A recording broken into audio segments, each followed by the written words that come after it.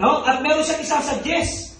Ipabitay si Mordecai. I-liquidate, alisin sa kanyang landas, no? Sa kanyang dibdib, yung tinik na si Mordecai, tinik sa kanya si Mordecai. Masyado siyang insecure. Now listen to this, listen. Too much insecurity will lead you one day to insanity. Yung mga taong sobrang insecure, magiging insane yan sa harap. Magiging paranoid yan. Kapag may nakita nag-uusap yan, iniisip yan siya pinag-uusapan. Hanggang sa maging ganon. Kung hindi man siya maging ganon, baka maging ganon. Alin sa dalawa? Mamili ka na lang kung paganon o paganon. Papasok at palabas. Pero may ikot pa rin. Di ba? Amen? Sabi mo sa katabi mo, sana hindi ka magkaganon. Yung masyadong insecure, si Haman napaka-insecure. Listen, napakaganda na ng kanyang posisyon. Hallelujah. Ang lapit-lapit niya na sa hari.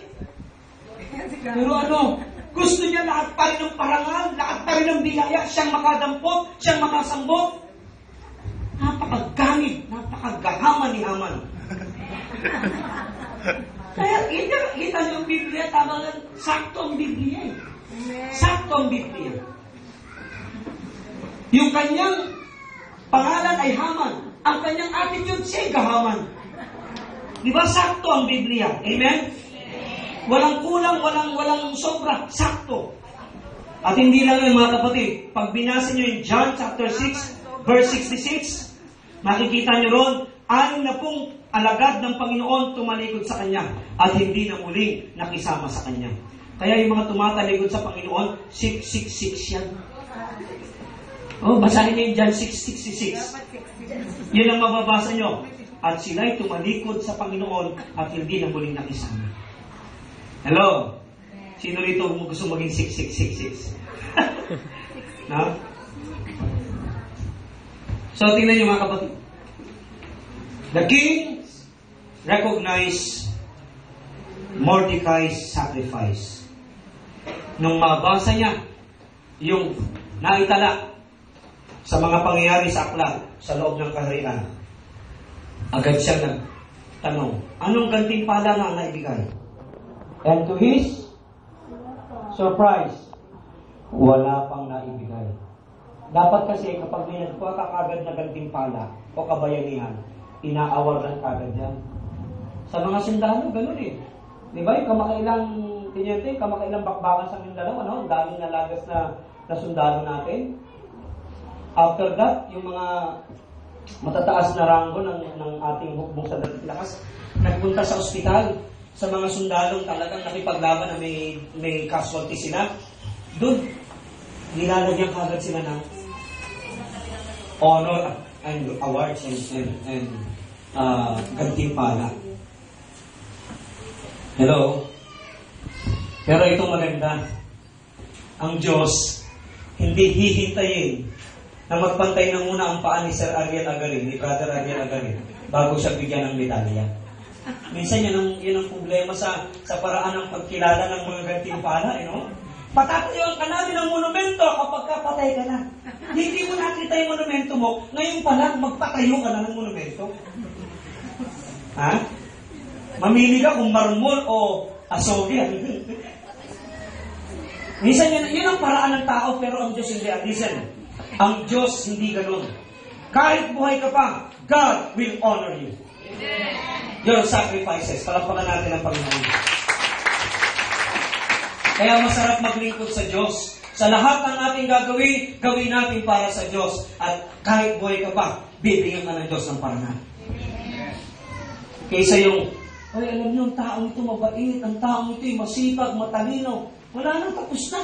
Hindi niya narinig ang mga papuri. Di ba? Kung kailan patay na, nakaburo na, saka padadala ng bulaklak ng patay. Bakit hindi buhay pa, padadala ng bulaklak ng patay? Di ba? Para at least alam niya, pinadala mo siya ng bulaklak. Sino gusto nun? Buhay ka pa, pinadadala ka na ng corona ng patay. No? At least alam mo pinarangalaw ka. Jessica, gusto mo na mauna? Sabi ni Jessica, sila muna. Hallelujah. The king recognized Mordecai's sacrifice. Listen, God will recognize. Not only remembered your sacrifice, He will recognize. Ang tindi, no? Hindi man i-recognize ang tao yan. I-recognize ng Diyos yan. At kapag i-recognize ng Diyos ang iyong mga sakripisyon ginawa para sa Kanya at sa iyong kapwa na galing sa isang busilak na kalooban, I tell you, listen, kahit yung mga tao pumipigil ng promotion mo, kahit yung mga tao pumipigil ng blessing ng Lord sa iyo, uutusan ng Diyos ng hari para ibigay ang promotion mo. Amen. Hallelujah. Amen? Walang nagawa si Haman, kundi sumunod sa utos ng hari na ibigay ang patangal na nauukol kay Mordecai. Ganun kagaling ng Diyos. Kahit yung mga taong pumipigil sa blessing ni Lord sa akin, uutusan sila ng Diyos. Hoy! Ibigay mo yung blessing na yan kay ganon. Ikaw na humahad lang sa blessing niya, sa promotion, sa parangal na yan. Ibigay mo sa kanya. Wala silang magagawa pag ang Diyos na nag-utos. Amen? Amen? Kinilos ng Diyos ang puso't isipan ng hari. Kinilos ng hari ang puso't isipan ni Mordecai. Para yung masamang layunin ni Mordecai ay maging mabuti. Ni Haman ay maging mabuti para kay Mordecai. Hallelujah. The king commanded his officers to do favor to Mordecai. Tandaan niyo po ito, mga kapatid. Kung tayo tapat at totoo na naglilingkod sa ating Diyos, may nakakakita man o wala, hayak man o tago, maliit man o malaki ang ating ginawang mga paglilingkod sa Diyos, tandaan natin ito. Ang Diyos ay mag-uutos ng mga kilalang tao para tayo parangalan. Pangatlo at panghuli. How the king honors Mordecai's sacrifice. Verses 5 to 12. Verses 5 to 12. The king rewarded Mordecai's sacrifice. Ginantimpalaan ng hari ang sakripisyo ni Mordecai. The king thought of a glamorous reward to Mordecai. The king sought for a glorious reward to Mordecai.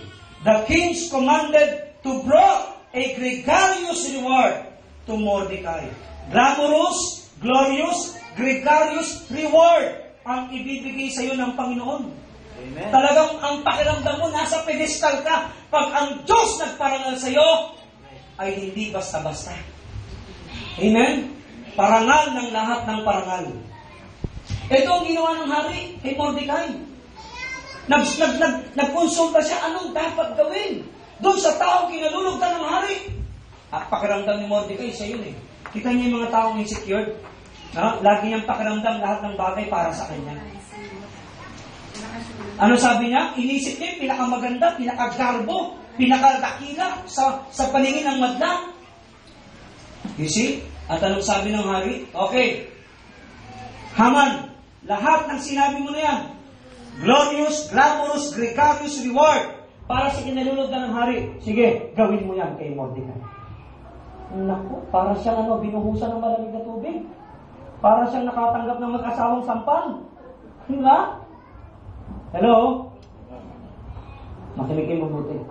Huwag nating pangungunahan ng Diyos sa parangal na gusto niya ibigay sa atin. Ang importante sa atin, maglingkod tayo ng tapat.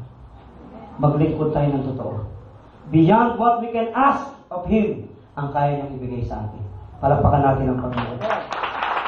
Hallelujah! Hindi pa sa kaya nating hingin ang pwede niyang ibigay sa atin.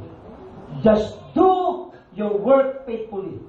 Just give your faithful services in the name of God and in the name of His ministry. Higit pa ang reward na pwedeng ibigay sa inyo ng Diyos. Amen? Amen. Mga kapatid, hindi papayag ang Diyos. Lalo na kung tayo naglilingkod sa Kanyang pangalan. Sa lahat ng ginagawa natin ito para sa Kanya, hindi papayag ang Diyos na masayang yan. Amen? Now listen, na-delay ang reward ni Mordecai. Maaaring sa buhay natin ganun. Lord, ang tagal ko lang naglilingkod sa iyo Bakit wala pa rin itong hinihiling ko sa iyo? Mga kapatid, listen. Delay doesn't mean deny. Amen? Amen? Hindi nangangahulugang ang tagal na ay wala na. No. God is a God